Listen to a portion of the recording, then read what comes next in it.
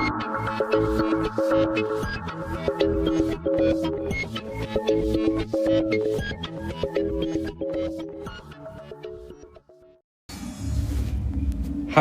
जब आप सेटअप पे अब क्लिक करोगे तो आपको सेटअप पे ये सारे ऑप्शंस दिखेंगे, configuration, import data, participants, private URLs, ये सब चीज़ें आपको दिखेंगी। जो सबसे इंपॉर्टेंट हमें समझने की ज़रूरत है वो कॉन्फ़िगरेशन को समझने की ज़रूरत है।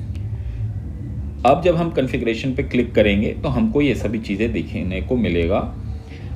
इसमें मैं जो एक बात समझाना चाहता हूँ कि कभी-कभी टैबीकैट सेटअप करते वक्त मुझे क्लियरली याद नहीं है, बट कभी-कभी वो खुद से भी पूछता है कि आपको कौन से पार्लियामेंट्री डिबेट के रूल्स अप्लाई करने हैं। तो जो नियरेस्ट है हिंदी पीडी के फॉर्मेट का वो है Canadian parliamentary rules 2 versus 2 with replies, क्योंकि हिंदी पीडी में भी जो रिप्लाईज होता है वो अनस्कोर्ड होता है। तो जो मुझे लगता है जो सबसे क्लोजेस्ट है वो कैनेडियन पार्लियामेंट्री रूल्स है।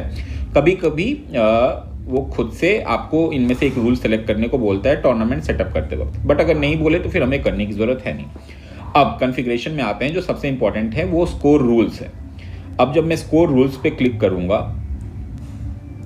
तो आपको मिनिमम स्पीकर स्कोर और मैक्सिमम स्पीकर स्कोर देना होता है। जब आप इस पर क्लिक करोगे तो इंग्लिश पीडी के फॉर्मेट के हिसाब से आई गेस वो 69 और 81 ऑलरेडी दो हाईएस्ट रखते हैं, क्योंकि उनमें जो एवरेज वैल्यू होता है स्पीकर स्कोर का वो 75 होता है। हिंदी पीडी में यूजुअली जो मैं प्रिफर करता हूँ, मुझे लगता है यूज़ भी होना चाहिए, वो 4 और 10 का रेंज है कि मिनिमम से मिनिमम किसी स्पीकर को 4 देना चाहिए और मैक्सिमम से मैक्सिमम 10। आप 0 से 10 भी रख सकते हो, बट मुझे लगता है कि ऐसे में ये होगा कि जो ऐसे जजेस जिन्होंने ये चीज़ें ज़्यादा यूज़ नहीं करी है वो जब ऐसे इतना wide range of speaker score को यूज़ करेंगे तो जो MOV कैलकुलेशन है उसमें उनको दिक्कत हो सकती है। और इसलिए मेरे हिसाब से 4 और 10 बहुत सही है, जहाँ पे एक 7 का एवरेज बनना भी बहुत इजी हो जाता है। 5 आप बेसिकली कुछ भी रख सकते हो जो आपको सूट करे, बट जो मेरा एडवाइजेबल है वो 4-10 है, क्योंकि जब मैं एज मैनुअल के बारे में भी जब मैंने क्रिएट किया था तो इसी हिसाब से मैंने उसको डिफाइन करने की कोशिश की थी, क्योंकि जब आप 4 से नीचे रखते हो तो बहुत सारे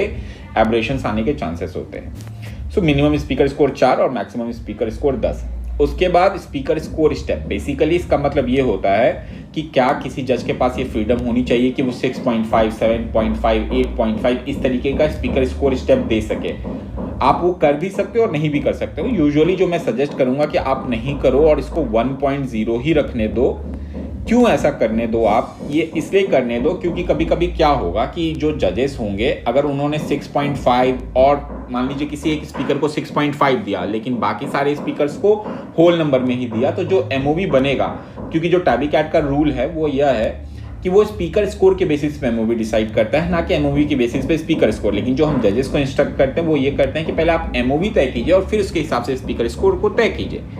सो बेसिकली अगर आप 6.5, 7.5, 8.5 देने का आप अलाउ करोगे तो जो MOV है वो डेसिमल में आ सकता है, जैसे MOV 2.5, 1.5, 0.5 इस तरीके से आ सकता है। लेकिन हिंदी पीडी का जो नॉर्म है वो यही है कि आप होल नंबर में MOV देंगे। तो इसलिए ये प्रॉब्लम ना हो तो जो मेरा एडवाइस है वो यही है कि आप स्पीकर स्कोर स्टेप को 1 ही रखिए। सो बेसिकली जो स्पीकर स्कोर भी है वो हमेशा होल नंबर में ही दिया जा सकता है।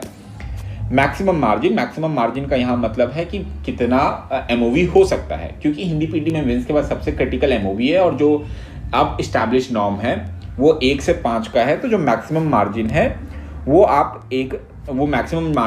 आप 5 रख के अलाउ कर दीजिए। उसके बाद मिनिमम रिप्लाई स्कोर, क्योंकि मिनिमम स्पीकर स्कोर और मैक्सिमम स्पीकर स्कोर 4 और 10 है तो मिनिमम रिप्लाई स्कोर खैर इससे फर्क नहीं पड़ता, बट टैबीकैट क्योंकि इंग्लिश पीडीज के लिए बना था तो हमको एक रिप्लाई स्कोर के लिए भी एक जगह देनी पड़ती है, या फिर उसमें हमको डेटा के लिए बस just for the sake of the data हमें देना पड़ता है। उसके बाद मिनिमम रिप्लाई स्कोर आप 1 और मैक्सिमम रिप्लाई स्कोर 5 दे सकते हैं, basically half of the speaker score, क्योंकि ये डेटा मांगता है इसलिए हम डेटा दे रहे हैं, ऐसा जिसका कोई इफेक्ट पड़ता नहीं टूर्नामेंट पे।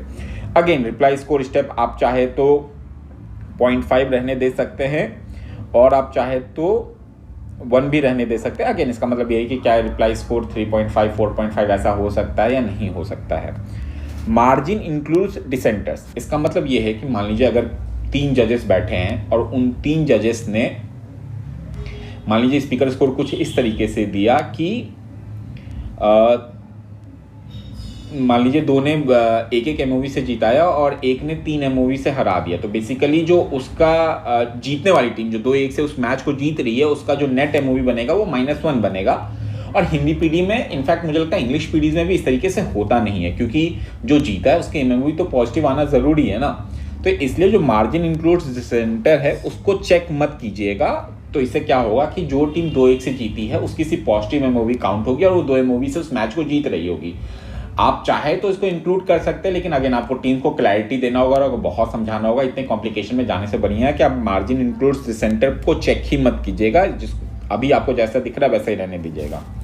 अब टीम स्कोर इंक्लूड्स घोस्ट, इसका मतलब क्या होता है? टीम स्कोर इंक्लूड घोस्ट का मतलब ये होता है कि जैसे ऐसे एक एक्सेप्शनल सर्कमस्टांस आ जाए जहां पे किसी स्पीकर को आयरन मैन करना पड़े, मतलब उसी स्पीकर को 2 बार बोलना पड़ जाए, तो ऐसे केस में भी जो उस स्पीकर का स्कोर होगा वो काउंटिंग किया जाएगा।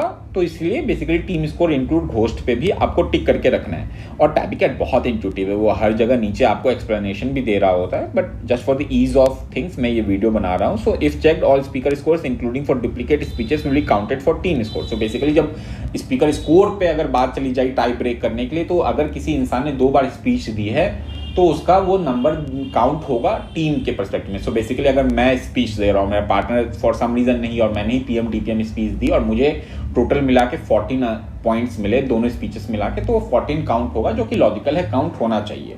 ठीक है, तो इस प्रकार से आप जो चीज़ें हैं स्कोर रूल्स को सेटअप कर सकते हैं।